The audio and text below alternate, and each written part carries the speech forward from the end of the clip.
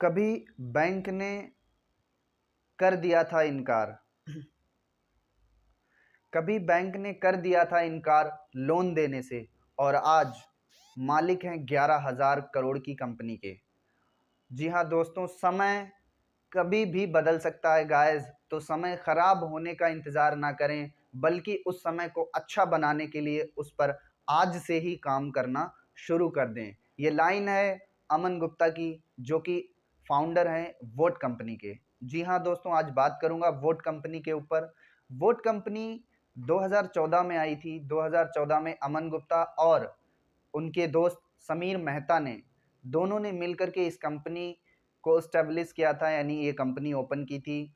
और इससे पहले दोनों ये बंदे जॉब करते थे इंडिया के अंदर किसी दूसरी कंपनी में। 2 साल जॉब करने के बाद अमन गुप्ता को ऐसा लगा कि शायद मैं इस जॉब के लायक नहीं हूँ, या ये जॉब मेरे लिए अच्छी नहीं है, या मुझे इस फील्ड में मज़ा नहीं आ रहा।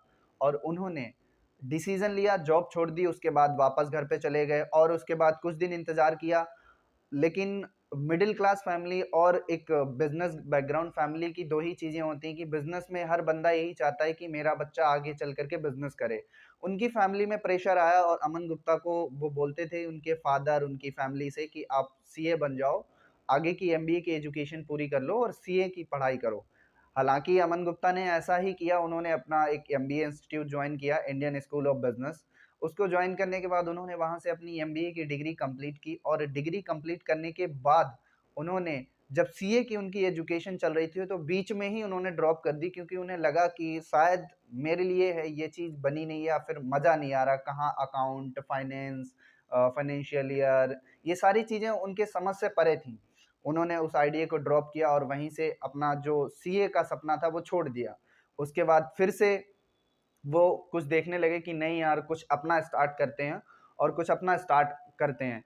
उसके बाद जब उन्हें ऐसा लगा कि कुछ अपना स्टार्ट करते हैं, तो उनके फादर ने उनको सजेशन दिया कि अब आप कोई बिजनेस कर लो। और उसके बाद बिजनेस करने के बाद उन्होंने, जब सुरेश गुप्ता के साथ जो कंपनी स्टार्ट की थी उसको वोट नाम दिया था, और 2014 में वोट एस्टेब्लिश हुई थी। अब इस्टेब्लिश हुई थी 30 लाख रुपीस के साथ।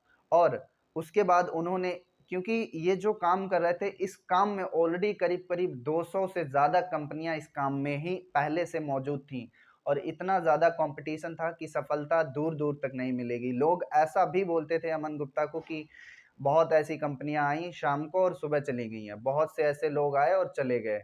सो अमन गुप्ता ने किसी की बात नहीं सुनी और अपने काम में लगातार लगे रहे, लोगों का एक्सपीरियंस लिया, यूथ का एक्सपीरियंस लिया।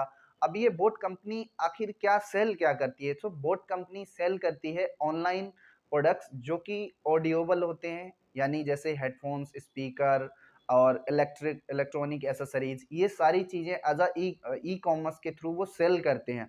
और उनकी एक लाइन है जो कि वो कहते हैं कि आप कंज्यूमर को समझो, कंज्यूमर आपको समझेगा। तो आप समझ सकते हैं कि आज अगर मैं बात करूं 2014 के बाद 2016 और 17 में जब कंपनी का जो रेवेन्यू हुआ था वो करीब करीब 100 करोड़ प्लस हुआ था, यानी 100 करोड़ से ज़्यादा कंपनी ने पैसा कमाया था।